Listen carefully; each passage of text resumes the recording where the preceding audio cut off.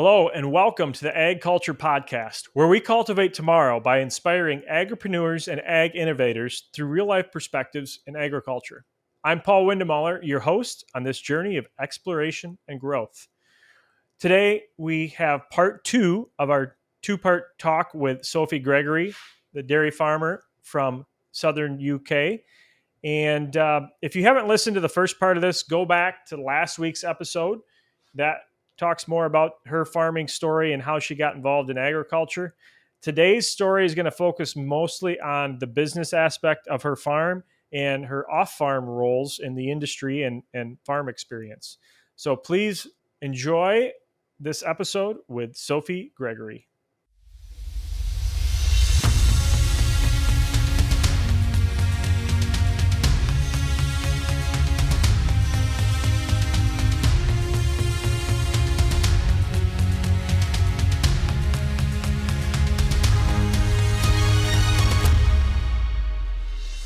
Could you explain a little bit the idea of tenancy versus, a common rent type of setup? I know it's very different in the UK because of, the historic nature of how land was divided there versus what it was in the US. So I think probably I was thinking about this when you said before. So I think tenancy-wise here, they tend to be it's a lot of it is like estate owned, so there's like lots of like privately owned estates or like national trust, which is like the houses of historical value. It's owned by like a big trust, so those sort of farms are rented out, with buildings with dairies on them, and they can be for long periods of time, short periods of time, but that's a tenancy. So in like post-war, they would go on AHAs, which would be like a generational tenancy. So it would be quite cheap rent, and then the next person could take it on, the next person in line. And sometimes they're like 3 generations. They've stopped now, and it's an FBT now, farm business tenancy. So they're normally like a minimum normally of 5 years. And then you can get up to 20 years, because you need it in dairy. It's really hard, like you'll know that, to invest. Right. So like you've got to have pretty good buildings and stuff to be able to justify just doing 5 years. You couldn't be setting up a whole set of, it's got to be payback time, hasn't it? If you were having to put stuff in. So the tenancy thing is probably a lot of it's based on having estates over here. To like big land, like owners who own big, and then it would have been split into farms. Some of them are rented out all as one. There is definitely, like you're saying, the grazing, like not grazing, but like renting land still happens. And that's normally like on an annual basis. But the tenancies are like longer term ones. Long term. And they normally include buildings and stuff and houses. Yeah. The whole farmstead. What you need. Yeah. Homestead, like that. Yeah. Do you think that helps more people get into farming that might not be from a farming family? Yeah, I think that is absolutely. And I think there's been a real outcry about to the councils. So like the country's set into councils, like as in districts where we live and we pay council tax. County. Yeah, exactly. Just a town, we split into, it's normally subdivided of counties.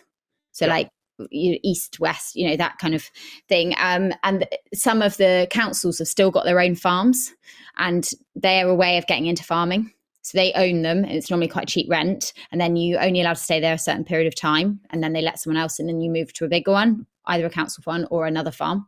So that still happens, but quite recently there's been quite a few of them sold off, and that was because they want the money and the return, or they want to develop it, or that kind of thing.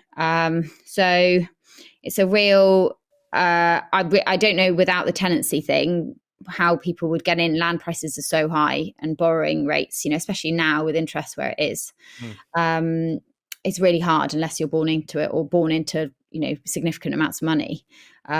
It's very tough. But that's why also the share farming way that we did it is quite good, because we brought in 20% and the energy, and he brought in 80% and the knowledge. So that combination is a really good way of getting someone who, our business partners I mean, I probably shouldn't get this wrong, but 50s. And so his son's taking over. He's got 8 dairies, son's taking over. And we were the first one that was like a share farming agreement. The others are all on like contract farm, as in the milkers get a certain proportion that they then pay their staff with, a bit like in New Zealand. That kind of like a contract milker in New Zealand. Exactly. Yeah, a bit like that. Yeah. So they get paid per litres, and manage their own staff. Whereas we were the ones that owned cows. So we were the first to own cows and stuff. Because we'd taken the idea to him, and I think he really wanted to help a young family get into farming. So it's been really good, and he's been an amazing mentor. And I think he'll still continue to be a mentor as we buy him out. But our farm's quite far away from the other farms. So it was sort of like, it was probably always going to happen, if that makes sense. Mm-hmm. Like it was always going to be that we were there. I mean, we would have renewed for another if he hadn't have wanted to come out. But I think it was an amazing way for us to get in. So agreements like that also probably need to be more encouraged. How did that come about? Was it somebody that you knew previously? How did they get the trust in you to be able to say, hey, we need to partner with them to help them out?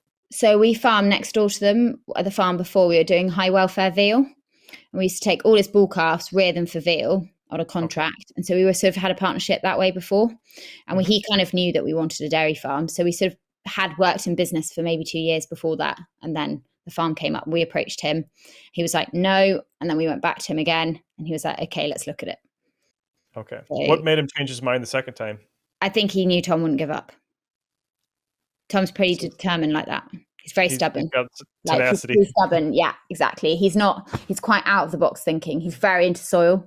He's like before his time on soil. Like he's under the microscope. Like he's done a doctorate at Laningham, which is like a very intense soil course. It's like a university level course. So he doesn't do things normal route. That's what I'm trying to say. Yep. Same goes for like how we reseed paddocks and stuff. Everything's all a little bit, trial. We do a lot of trials and stuff. That's kind of his thing that he's always curious about, that he enjoys pursuing. Yeah, that's where he gets the fun out of the farm. Yeah. So I want to go back a little bit. You had mentioned briefly when you were talking about one of the reasons why you got your award was your involvement in schools and agricultural education. Yeah. And I know you said when we were talking before we started rolling the recording here that you're very involved with that, and that's something that you're very passionate about. What did that passion come from? Is it driven by your desire to want to see more young people be involved in agriculture, or is it just driven by trying to educate people on where their food comes from? I think it was born out of a real frustration that people just weren't connected to their food. It was like I feel like it's like the root to a lot of problems. Like the NHS is overwhelmed with obesity.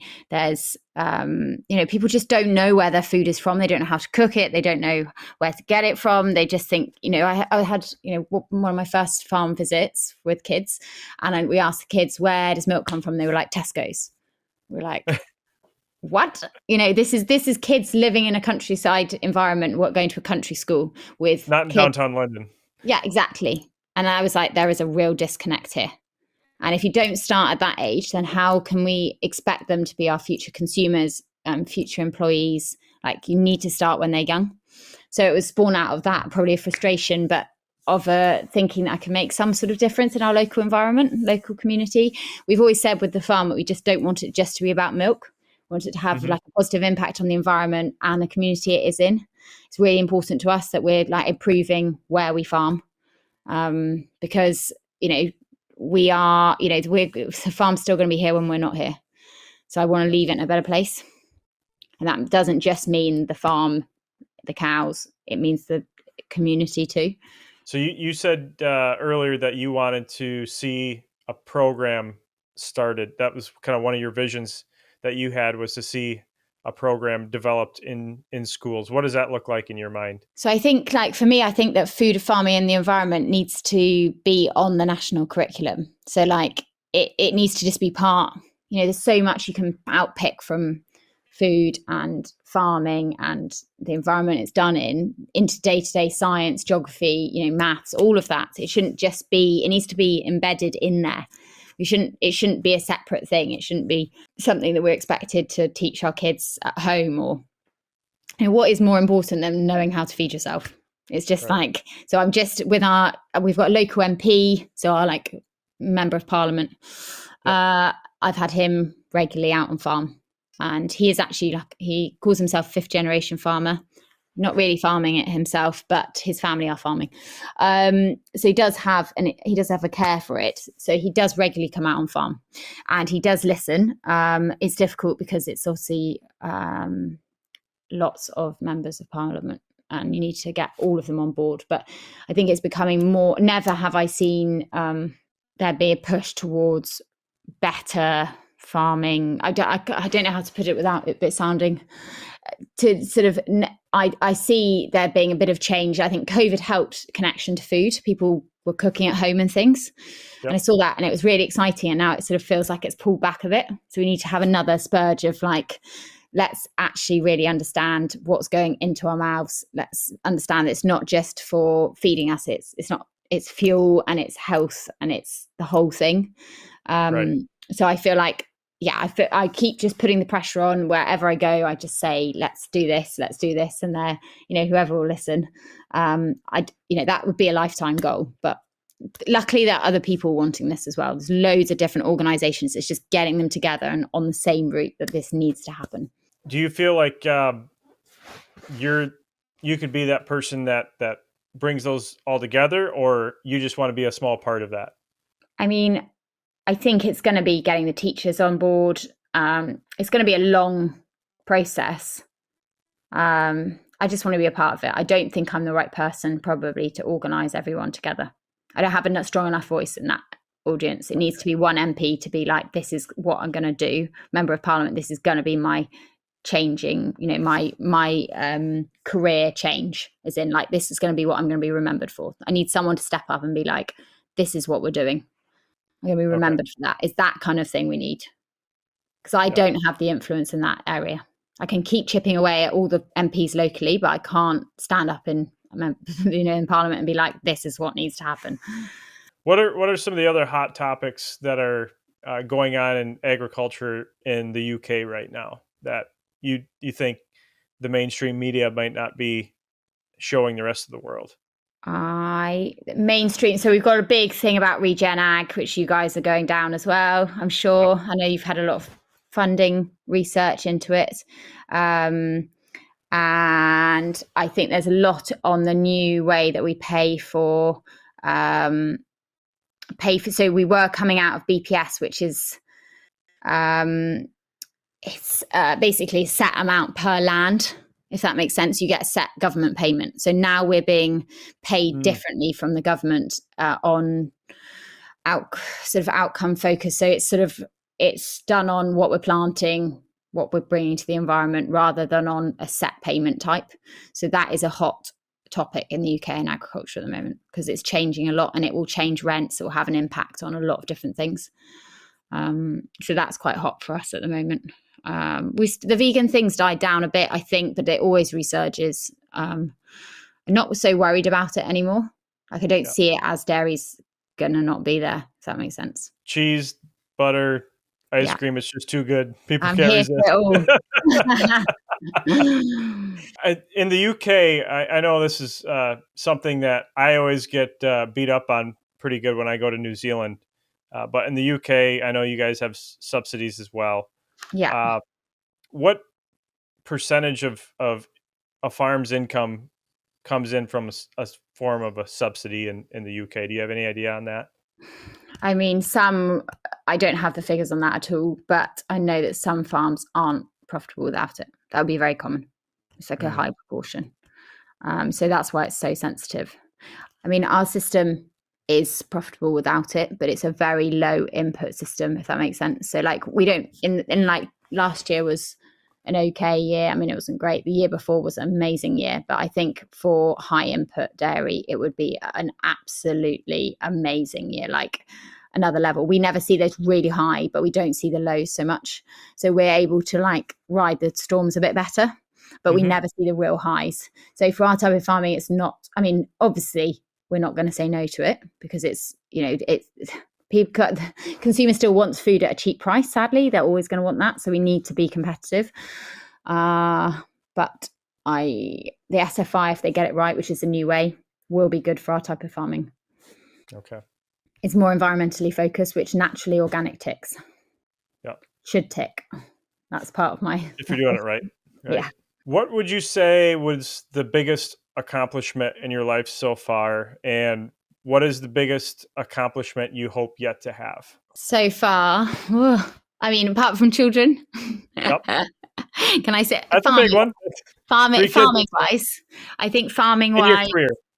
In my career, I mean, I think probably getting the Nuffield was a massive thing. Getting on the board was a massive thing. I think probably, I mean, if we summarize that, is stepping outside of the farm was my biggest accomplishment, because it's very easy to hide on the farm, if that makes sense. You can get away with just being part of the farm. But stepping outside of the farm, probably making a difference outside of the farm, or trying to make a difference outside of the farm. What do I hope to achieve? Tom always says, do you think you will work on the farm when you come back from Nuffield? Do you think that you'll suddenly decide that there is something else in agriculture you want to do? I'm not sure. I'm totally I want to be on the farm. I love the farm, but I just don't know. I'm actually, what I'm hoping to achieve is probably to understand, because I had kids so young, understand really where my skill set is. I really want to understand what I'm good at. Because at the moment, I fell into the farm, and then I really love doing the communication stuff. But I don't know yet what I would bring the most impact to. So I'm hoping that Nuffield will help me with that. Do you have any idea on a skill set that you'd really like to acquire over the next few years that you don't yet have? Probably get more confident at public speaking. I've done quite a bit now, but I'd like to get better at probably acing it rather than sort of I'm not preparing for it. Quite good at not preparing. But that's fine, because you just get my character, but it's just probably get better at that. I think probably the knowledge behind the cows as well. So I'm I can tell you about the health and the milking, but the dietary side, it is important in our system, but it's not as important as a housed. Do you see what I mean? It's not I'd like to understand more about that. You have more flexibility in your system than a 100% housed system. Exactly. Yeah. So I'd like to understand that. I just want to understand more systems. I just don't want to stop learning. I don't mind what I'm learning. That's one of the big reasons I did Nuffield, was I didn't want to stop learning. I wanted to go back to the structure of the tenancy. And do you think that inhibits technology adoption because of the shorter term potential time frame that you can get utilization out of maybe a semi-permanent or more permanent type of technology? Definitely. You see way more investment in those sort of things on owned farms. Definitely. And robotics and things, definitely. You do see it on some longer term tenancies, but a short term tenancy, no way. Yeah. No way, unless there's a grant for it. There's some quite good grants for certain things, like tags, like cow tags, for fertility and things. And you'd see them in rented farms, but not so much. You wouldn't, unless it's a long enough. We've got some friends who did a greenfield site, and they've got 25 years. So for them, it was worth it. Yeah. So they've got a seg gate, tags. It's just very well set up. But I don't think they would have done that if they had 5 years. Yeah. It's just the investment and the borrowing on it. Yeah, you just need to get that return back. And exactly. It's going to take time. Yeah, and also I did some of it, the tech isn't there yet. So it's that risk as well. Yeah. That you're trying something new that might not even work. So is that something that you haven't explored because of the risk factor and the shorter time frame of implementing some of those new technologies on your farm? And I think we're probably still at that point, which is probably, it goes quite against what your topic is, but we're probably still at the point where we want our team to be naturally able with the cows. So that's one of the things that's stopping me, because I want that. I don't want it to replace natural herdsmanship, but I know it should be an aid. And in the future, because staffing is going to become even more of a problem. We don't have a problem as such now because we're willing to train people and we're here. But if we're another unit, it will become more of a problem because we won't be able to be at 2, if that makes sense. So I think longer term, and also if the grants come through, and as more people have done it, and we've got experiences from other farmers, we're not going to be trailblazers on it. We're more likely to follow when other people have tried things on that sort of thing. We're quite happy to be trailblazing in the fields on different crops and stuff and different seeds and stuff like that. But actually, when it comes to the cows, because of the financials around it, no, not until we've got the longer term tenancy. Definitely a place for it, though. Definitely a place. Like, I have no doubt about the importance of getting it right for the future, and labour and, all of that. Yeah, I found it really interesting. So I've got a gal right now that works for me. She started a little over a year ago. Didn't have a lot of cow background, and within probably 6 months, she basically became a herdsman level person. Now she's managing my farm while I'm gone, and she'll be managing it while I'm on our Nuffield tours. Yeah. So what I found with it, to your point where you want somebody to be able to be more of a natural herdsman personality or herdsman level. It helped her to see what is going on with the cow. When she could look at it on the computer and see what was going on with it, she could figure out really quickly, like, oh, that cow needs to be treated this way, or that cow needs attention right now, even though she couldn't see it yet. So then it trained her eye to start seeing those things because she first saw it on the computer. So it really helped train her up quicker, I think, because of that. Do you think that's because she's not from an agricultural background? So she's interested in that kind of... She's definitely more interested in the cows than she is in tech.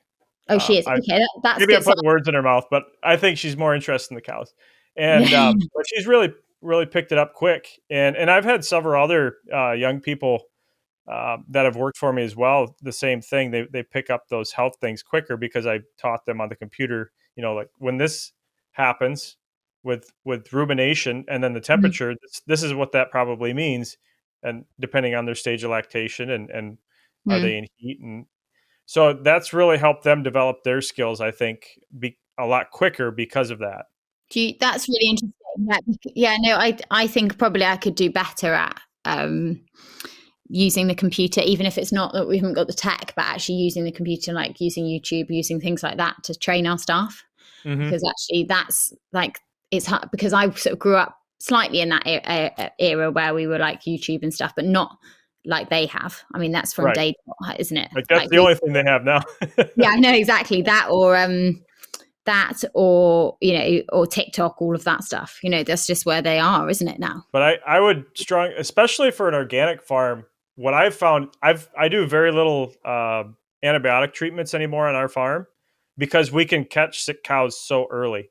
And most of the time we're just giving them vitamins and pumping them with water. That's really good.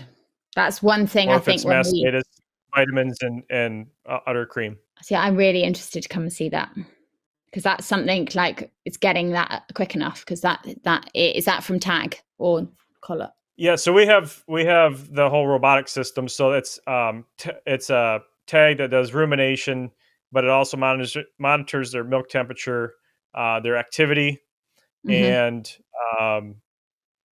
what else? Their eating minutes, and then I think lying down time we have too.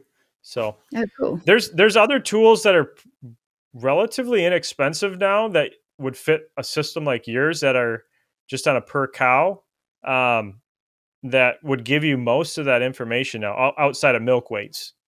Okay. So like they have there's a company, I've met the CEO. I'm going to probably have him on at some point here on my podcast, but I think the company's out of Switzerland, but I find it a very effective way to train new people on animal health. I want everyone that works on my farm to be able to pump a cow or give a bolus, or administer vitamins. What are you reading? What's your favorite books that you're going through right now? I'm reading A History of Milk, which is basically the history of milk. I'd have to lend it. I can't lend you that book because a friend gave it to me, but I will. I mean, maybe I should bring you a copy. It's really good. Like, it's really, really good. It'll make you blow your mind of actually how much our culture, different cultures, are built on just milk. So that's what I'm reading at the moment. And I read lots of different things, like quite a lot of like, not self-help, but like businessy books, that kind of stuff, like motivational stuff. Quite like that. What Like are some of the titles? Like Covey, 7 Habits, that kind of stuff. Okay. Yep. You know, Those are that good kind ones. of, that's where I'm at the moment. Well, good. Is there anything else that you'd like to cover on this episode? No, I don't think so. It's just been really nice to actually meet another Nuffielder who's from the other part of the world. Right. And I'm real excited to have the opportunity to meet you when we're in Brazil. I think we'll have some good conversations about dairy farming across the pond from each other. Absolutely. Really exciting. Well, thank you so much, Sophie Gregory, for coming on the show. And I look forward to seeing you in March. Yeah, I can't wait. Thank you for having me. Well, that wraps up our conversation with Sophie Gregory, the second part of the 2-part episode series with her. I hope you got a lot out of it. I know I really enjoyed hearing her perspective and some unique things that I really didn't know about farming in the UK. So if you found value in this episode, please share it with somebody that you know. Our goal with this podcast is to introduce new perspectives to people, share different perspectives from around the world, and you can do that by sharing it with somebody else. So please like, subscribe, and rate and review if you would be so kind. That's how we grow our podcast, and that's how we can bring value to more people in agriculture around the world. Thank you, and have a great week.